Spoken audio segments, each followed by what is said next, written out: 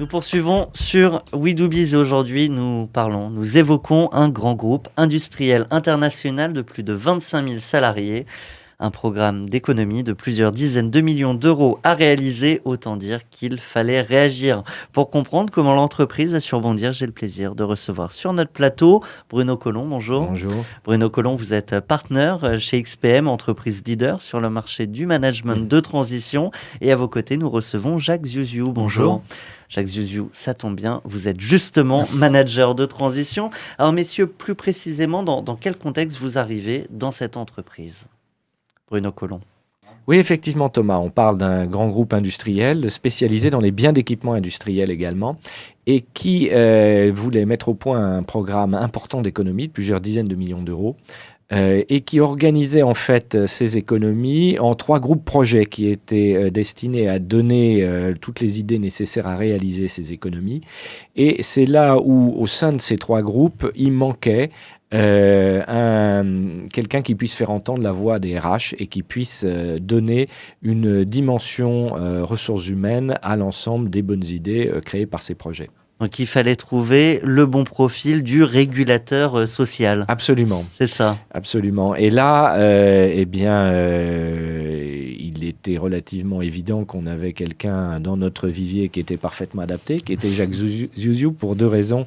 D'abord, il est extrêmement compétent dans tout ce qui est droit social, relations sociales. Et ensuite et surtout, il a cet aspect diplomatique, cette approche soft qui permet vraiment de faire passer les impératifs RH auprès des opérationnels. Et c'était un peu tout le défi de cette mission. Et avec un background industriel qui permettait de parler à tous les métiers finalement de l'entreprise. Absolument, bien sûr. Alors voilà, vous me permettez une transition parfaite. Jacques Ziouziou, très concrètement, vous arrivez dans l'entreprise. C'est quoi les premières étapes ou les premières observations que vous faites ? Alors la première étape pour moi, ça a été de bien comprendre l'activité de l'entreprise, son marché, ses contraintes organisationnelles. Et j'ai demandé rapidement d'aller sur le terrain, aller voir une usine, comment ça se constitue, parce que je pense qu'il faut bien comprendre le contexte de l'entreprise. Parce qu'en matière RH, il n'y a pas de modèle préétabli.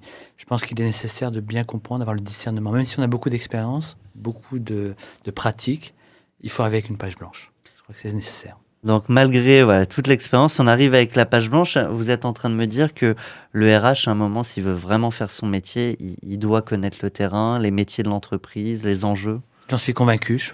Dans toutes mes expériences, j'avais à cœur de bien comprendre et d'être impliqué dans les affaires de l'entreprise.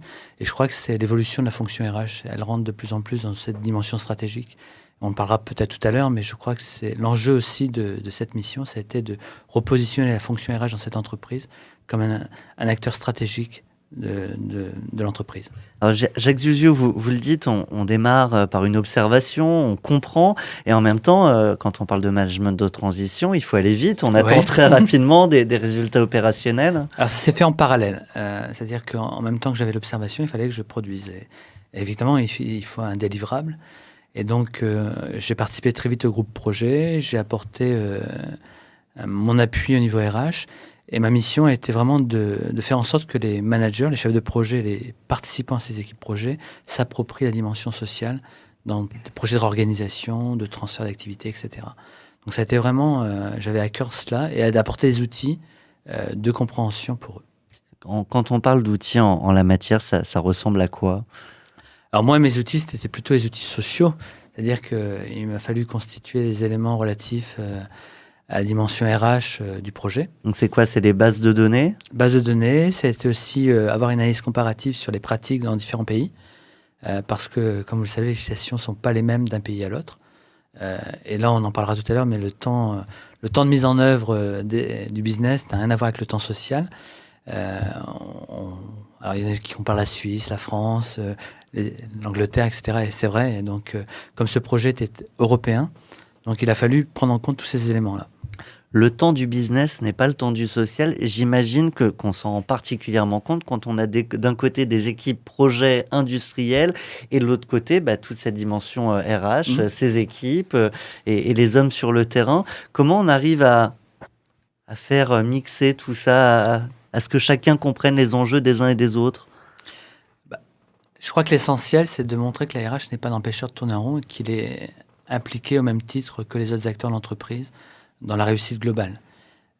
Néanmoins, cette réussite ne doit pas générer des risques trop importants pour l'entreprise. Et c'est ça son rôle, de faire en sorte que les opérationnels s'approprient cette dimension et puis faire en sorte aussi que les RH ne soient aussi à même de savoir doser les risques, de faire en sorte que la compétitivité de l'entreprise soit là. Donc le RH, c'est pas seulement, on va dire, l'avocat en droit social. Non, absolument pas. Il C'est un doit peu plus surtout que pas ça. l'être. Non. Il doit avoir une lecture intelligente du droit social dans différents pays. Et cette lecture, elle doit être adaptée au business tout en maîtrisant les risques. Parce qu'on ne peut pas faire tout et n'importe quoi. Et je crois que l'essentiel aussi se trouve aussi dans la manière dont vous le faites, dans l'accompagnement. On ne le dira jamais assez que la dimension humaine est essentielle. C'est-à-dire qu'avec les mêmes règles, la manière dont vous le faites, ça peut tout changer. Un mot aussi, si vous le voulez bien, sur les freins. Quand on parle de changement, de transition, sur des groupes en plus assez importants, avec une population importante, c'est obligé qu'il y ait ce type de frein au changement. On en parle souvent. Comment on les gère et de quels freins on parle? Je crois que quand on est manager de transition, on les gère avec son partenaire. Oui. Pour le cas présent, c'était Bruno, et donc on partageait beaucoup ensemble parce que on a un positionnement. Parfois, on continue d'échanger pendant l'émission. D'accord. C'est essentiel. Pour moi, ça me paraît essentiel parce que malgré tout, même si on s'intègre bien dans l'entreprise, on est un peu extérieur. On est toujours extérieur. On est un peu seul. Et donc de pouvoir avoir ce regard externe avec Bruno, ça m'a beaucoup aidé à prendre du recul. Parce que une fois que vous êtes dans la mission, vous êtes complètement dedans et imprégné, et vous n'avez pas toujours le recul. Et de pouvoir, quand on décèle des dysfonctionnements, des freins, il est bon de pouvoir partager avec quelqu'un qui a suffisamment de recul. Donc on est moins sur des échanges sur le fond de la mission que sur peut-être l'organisation, C'est très concrètement, on parle de quoi, Bruno Collomb? Très concrètement, on parle de quelque chose qui est un accompagnement pendant toute la durée de la mission, et où l'associé sert un peu de sparring partner, comme on dit à la boxe, du manager de transition pour l'entraîner, le préparer, lui permettre de voir des choses que peut-être lui qui est au contact ne va pas voir. Et c'est un peu mon expérience également de DRH qui me permet d'accompagner des gens comme Jacques tout au long de leur mission et de façon efficace pour les rendre encore plus capables d'ajouter de la valeur chez nos clients. Messieurs, parlons résultats. Ouais. On est un an et demi après, globalement. Quel résultat aujourd'hui on peut afficher? Plus de la moitié du chemin a été accompli en termes d'économie. D'accord. Ça s'est fait avec je peux le dire, une exemplarité en matière sociale, d'accompagnement de qualité qui va rester ancré dans l'entreprise, dans ses pratiques. Voilà. Et puis une relation très forte entre les différents pays. On a créé du lien et de la symbiose parce qu'on a travaillé tous ensemble. Même si on a des cultures, des approches différentes, on a réussi à travailler sur un projet commun. Et ça, c'est une force pour l'entreprise de créer cette unité. Et aujourd'hui, on a les bases pérennes? Absolument. Absolument. Et pour on a créé ce pouvoir de maintenir cette compétitivité.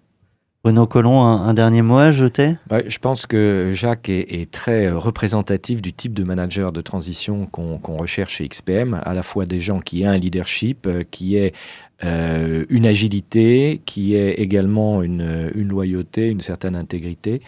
Et c'est dans ce cadre qu'on gère des missions et qu'on propose des managers de transition. Le problème, un des résultats de cette mission, qui est quelque part positif, c'est que Jacques a été tellement bon que le client, en l'occurrence, l'a embauché pour un poste de niveau européen. Donc on est très content pour lui, sauf qu'on a perdu un bon intervenant, mais bon. Désolé. C'est un mal pour un bien. Absolument. Un grand merci à vous deux. Je le rappelle, nous étions avec Bruno Collomb, partenaire chez XPM, et Jacques Ziuziou, manager de transition. Merci. À très bientôt, à bientôt. sur notre antenne. Merci à vous deux. Au revoir.